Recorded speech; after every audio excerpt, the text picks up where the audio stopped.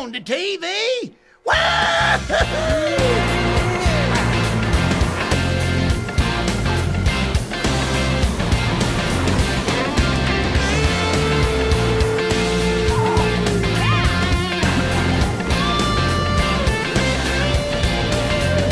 THQ takes the wheel and adapts Pixar's newest animated powerhouse, Cars, into a video game.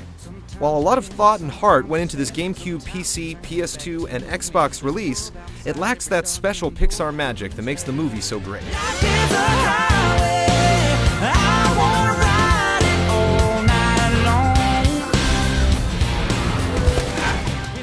Life could be a dream, life could be a dream.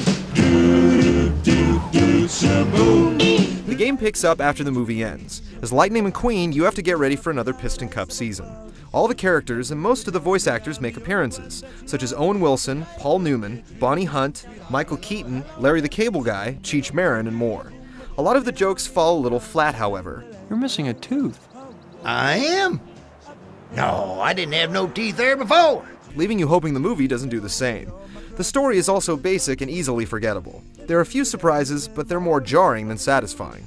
For example, a gang of pimped-out cars robs Lightning's friend Mac. When this happens, the game randomly puts you in control of these enemy vehicles and requires you to pull off the heist. This is fun, but it feels misdirected when moments later, you're Lightning again, and you have to retrieve the stolen items that you just helped steal. Hey, it wasn't our idea! It also seems random to have a conversation with one car when he or she challenges you to a race, and then 3 more show up out of nowhere to participate. Granted, racing one car might be less fun, but it's weird to suddenly be racing against the laid-back VW hippie bus Fillmore. Whoa, deep. Well, if you ever plan to motor west, THQ took a leap of faith and made Cars a free-roaming, open-world environment like GTA or Spider-Man 2. This adds a nice touch of originality and shows that they put some serious thought into making Cars unique, unlike most of the average stage-driven movie games. Come on, you gas-guzzling sissies! As Lightning, you can cruise around Radiator Springs and the rest of Ornament Valley, finding mini-games and race challenges to earn you trophies so that you can compete in several Piston Cup races. I am Speed. The mini-games are a nice break from the straight-up racing and a chance to control different cars. You can go tractor tipping as Mater, or tire hunting as Luigi, and catch speeders as the sheriff, to name a few. However, none of the other cars handle as well as McQueen, making these games more aggravating than entertaining. Ah, come on guys, don't be so hard on yourselves. The racing controls are very user-friendly, and you should find yourself tearing through the desert in no time.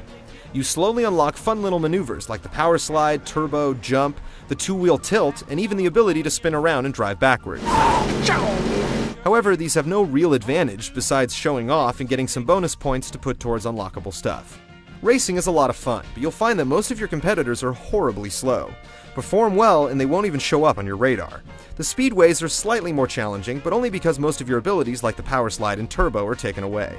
Multiplayer also has tractor tipping, Piston Cup circuits, and police chases for 2 players, to name a few of the modes. They're kinda fun, but nothing to make or break the game over. I gotta say it. The map and radar in Cars require some major tuning. Your position is nowhere to be found on the overworld screen. This means you have to use landmarks to figure out where you are, which is more realistic, but they should have made a more detailed map available. The radar could have helped this lack of direction, but when you're not in a race, it's completely blank inside, surrounded by a bunch of dots.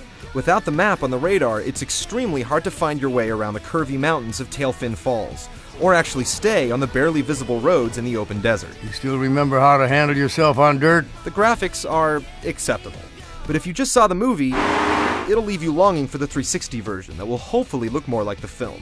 Aside from visiting a few gigantic speedways, you'll mostly be driving around the desert. THQ did a great job of accurately translating the environments from the film to the game. It's just a shame that the visuals aren't as sharp. But the cars are animated very well, and their personalities shine through as you drive them or meet them throughout the story. They do the most effective job of capturing the style and energy of the movie. well, if you ever plan to motor west. While Cars is far from perfect, THQ should be applauded for making it more than a boring level-by-level movie licensed copycat. The open-world environment really helps rev up the game's scale and fun factor. If you're a fan of the movie, you can probably overlook the game's flaws and sit back and enjoy the ride. Get your kicks on Route 66.